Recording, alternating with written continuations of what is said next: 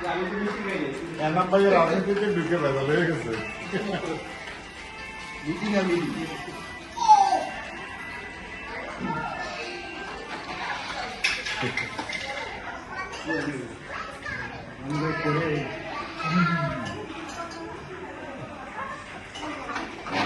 এই তুমি তো হোস্ট, মোবাইলে গেম খেলতেছো না?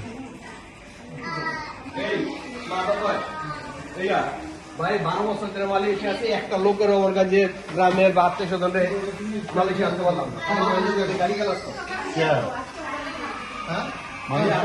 ভাই একটা লোক এনাম ভাই